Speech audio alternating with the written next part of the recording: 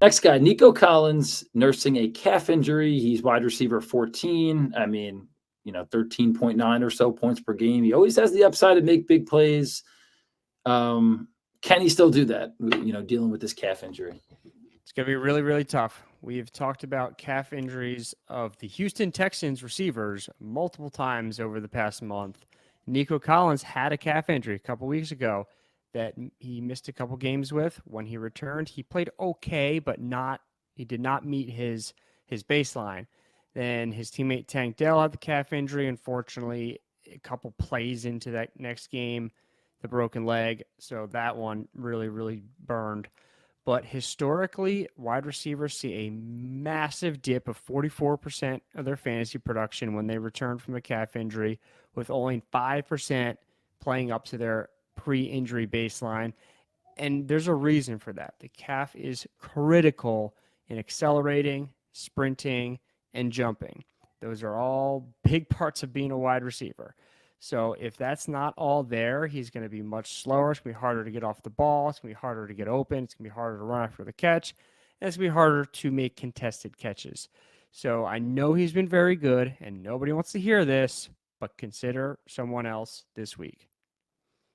I listened to your advice last time too with Tank Dell, and that's an injury that, again, like you said, we have to take that seriously. So again, if you got other options, I'm for it.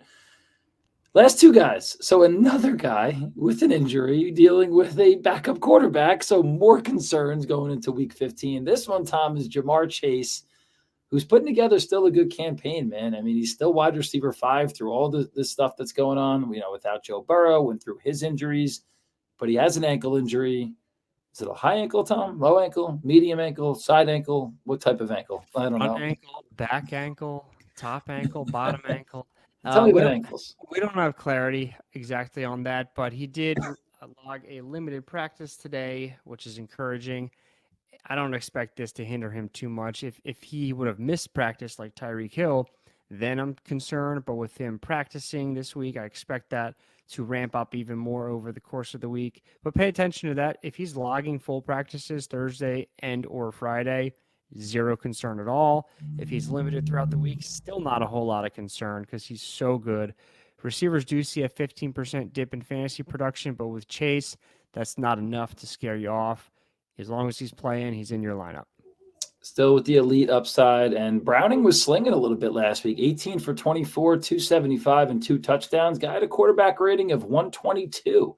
So, yeah, they're going to keep leaning on Mixon. He'll be the workhorse there, but Browning not looking so bad. And Jamar Chase, man, one ball to the house and he's gone, whether it's a slant or a jump ball or whatever it could possibly be for him. I'm with you, Tom. I'm playing Jamar Chase no matter what.